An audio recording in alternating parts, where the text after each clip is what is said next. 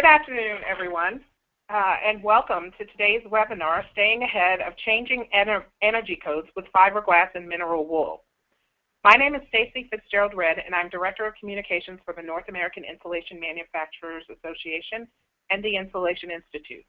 NAMA's Insulation Institute is a resource for home builders, insulation contractors, HERS raters, and others in residential buildings to obtain information on the significant benefits of fiberglass and mineral wool insulation in terms of energy efficiency and sustainability.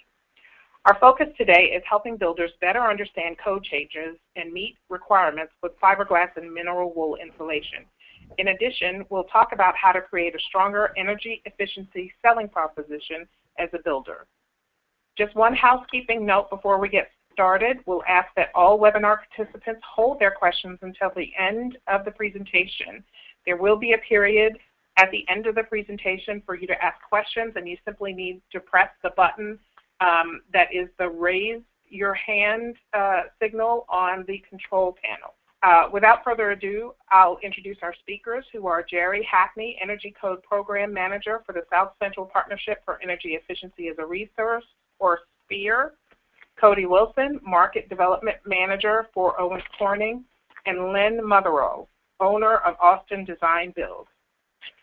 Jerry Hackney brings more than 35 years of experience in construction, repairing, and maintaining structural, mechanical, and electrical systems found in buildings and structures. As Energy Code Program Manager, he advances SPEAR's mission to create a forum for advancing the understanding and adoption of energy efficiency and to implement and support regional projects that promote high energy performance and clean distributed energy in the built environment. Cody Wilson is Market Development Manager for Owens Corning. Cody has been a certified ResNet and California HERS rater for more than 10 years. He's been a certified California and NAHB Green rater for 7 years. He has also had experience in training builders and contractors on California energy codes and Energy Star homes for more than 10 years and is a certified California Energy Code trainer. Our final speaker today is Lynn Motherow, owner of Austin Design Build, a full-service award-winning custom remodeler and design build contractor. Lynn has more than 30 years of experience in residential building and remodeling and has been a member of the Greater Fort Worth Builders Association since 1994 and is also past president of that organization. He has more than 15 years experience as an expert witness in construction defect litigation. Without further ado, I'll turn the program over to Jerry. Jerry? Thank you very much. Thanks again, everyone, and good afternoon to each of you. Just a quick explanation about South Central Partnership for Energy Efficiency as a Resource, or SPEAR, much easier to remember, and its work. SPEAR is one of 6 regional energy efficiency organizations providing education and outreach, technical support, and other energy-related services. We work with the DOE as well as many of the state and local energy-related organizations. The region we represent is Texas and Oklahoma, which wasn't represented at all until 3 years ago when we were formed for this area. The job of SPEAR is simply to help spread the word and to be a resource to code officials, raters, builders, and the various tradesmen through live presentations, online webinars, such as this one today, and a general resource for energy code information at no cost. Yes, I said no cost. Our mission is to accelerate the adoption of advanced building systems and energy-efficient products and services in South Central U.S. The purpose is to create a forum to advance the understanding and adoption of energy efficiency as a low-cost energy resource to design, implement, coordinate, and support regional projects. SPEAR facilitates an energy code compliance collaborative in each state through an energy code ambassador program, training programs, and person-to-person online interactive trainings and resources for building officials and all building professions in Texas and Oklahoma. These are the logos of most of our members. As you will note that many of them are involved in some aspect of the building and energy industry. Represented are utilities, manufacturers, trade associations, some universities, and nonprofits, all working with the SPEAR staff to promote energy efficiency in our region and beyond. This short presentation today will discuss at a very high level the changes coming in September 2016 under the 2015 IECC as amended by the state of Texas.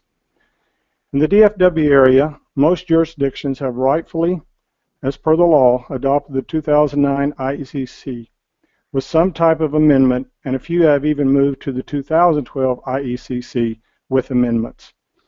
However, a few jurisdictions are under something less than the 2009.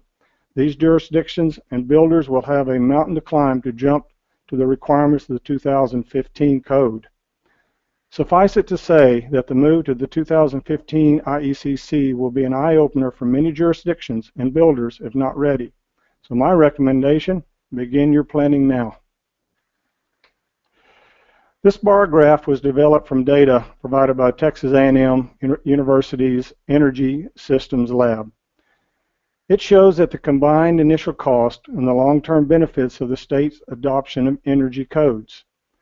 Specifically, and upon the initial cost of implementing the changes required by a more stringent code, which is on average about $2,000 in each of the state's climate zone, the simple payback for each zone is roughly 2 years, and the total savings to homeowners over 20 years ranges from around $12,000 in Zone 3 and 4 to almost $14,000 in Zone 2. Not bad, huh? Now, these savings would potentially increase with the straight adoption, meaning without any amendments, the insulation requirements such as the 2015 energy codes. However, many times in many jurisdictions and states, these requirements are reduced through ordinances to a code level less than intended, such as a recently adopted Texas Energy Code 2015 IECC with changes to the Energy Rating Index, or ERI, requirements amended and set to begin in September 2016. More about the ERI in just a moment. So back to the chart. It is worth noting that the total cash flow, added monthly mortgage cost, property taxes, and insurance is less than the monthly savings on utility bills. So homeowners could potentially realize an immediate cash flow benefit. This is a great marketing point for builders. As you can see, the effort to drive additional efficiency in homes has reached that 50% goal from the 1980s. This means that code officials, builders, and homeowners realize the benefits of a more energy-efficient house. The 2015 IECC, while not measurably different or more stringent than the 2012, but includes some changes or options not previously considered for builders, which we will talk about next. So the 2015 IECC allows 3 separate paths to compliance: prescriptive, performance, and the newest type alternative path, the Energy Rating Index, or ERI. The first 2 paths are similar to previous compliance paths and include additional mandatory requirements, such as blower door testing for air infiltration rates. The ERI path is a blended method that allows the builders to use the 2009 table, specifically 402.1.1 for insulation and fenestration, but they must still meet the mandatory requirements in achieving ERI or HERS index as required for their specific climate zone. For instance, in Zone 3, it would be a 65 compared to the way it was written nationally of a 51. The state of Texas recently adopted the 15 to begin in September 2016, but amended the ERI from, as I stated, an ERI of 51 to 65. Obviously, local jurisdictions and other states may adopt or modify the national code and the ERI. A few of the mandatory requirements are blower door testing to confirm air infiltration rates, reduce duct leakage requirements, improve window performance, solar heat gain and U factor, wall ceiling insulation levels, 75% efficiency lighting requirements, mechanical ventilation, and R3 insulation on hot water pipes over 3/4 of an inch. Please note that the ERI path, if used, relaxes the requirements for insulation in windows to the 2009 levels. Under the 2009 code, either a visual inspection of the air sealing methods and insulation is allowed, or a blower door test at final to prove compliance. However, under the 2015, and based on the climate zone, the air infiltration rates will be reduced, in this case for zone 3, to 3 air changes. Now, once again, this is climate zone specific. This mandatory requirement may be troublesome for some builders to achieve without an advanced plan to deal with it by working with their rater and their tradesmen. So to highlight the changes, the 2009 code allowed a wider range of results to prove compliance. As you can see, at the rough-in stage with no air handler, there was a allowed leakage of 4 CFM at 25 pascals. If the air handler was in place, it was 6 CFM. Post-construction or at final, you had the choice of to the outside at 8 or total of a 12. The 2015 code is much narrower in range. Note, it says with no air handler 3, with air handler 4, and for post-construction, the total, that's inside or outside leakage, 4 CFM at 25. As to the insulation, and once again, it's climate zone dependent. The requirements for zone 3 are, and if you look at zone 3 across the chart, ceiling was R30, walls 13, and so on.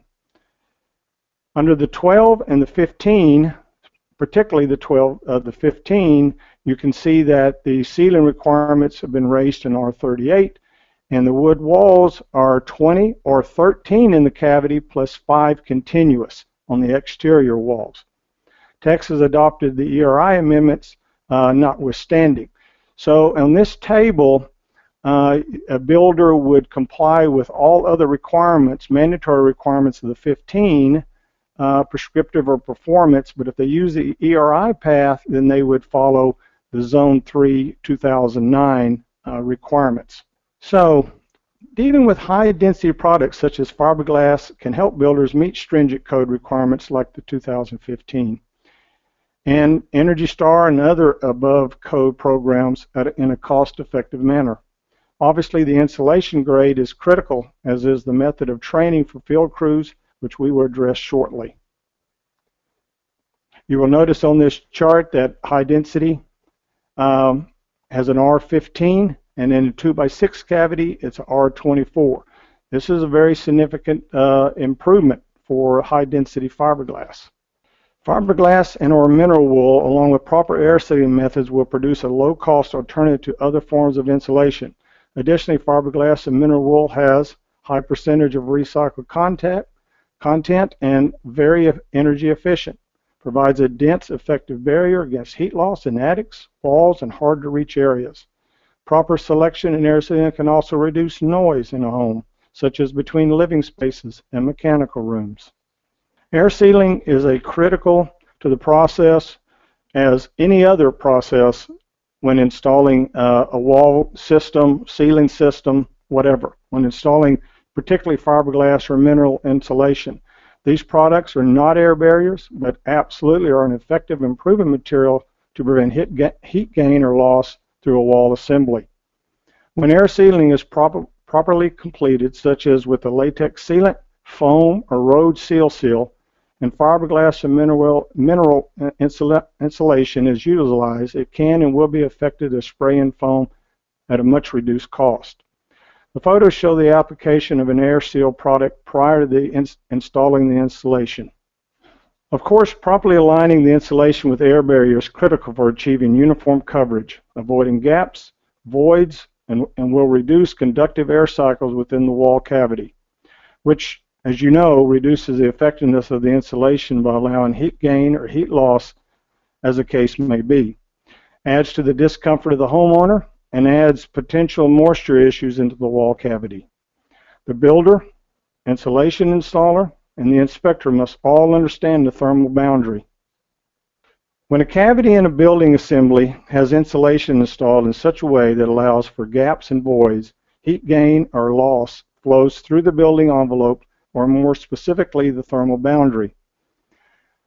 Restated another way, more heat will pass through assemblies that have gaps and voids. The more gaps there are, the worse it performs at the lower grade it is given by the rater or inspector. Here's how ResNet, or the Residential Energy Services Network standards, relate missing insulation to grade. The energy rating software models three grades differently. When the rater enters grade 1, software calculates accordingly 100% of the cavity insulation having the R value entered. When the rater enters a grade 2, the software models a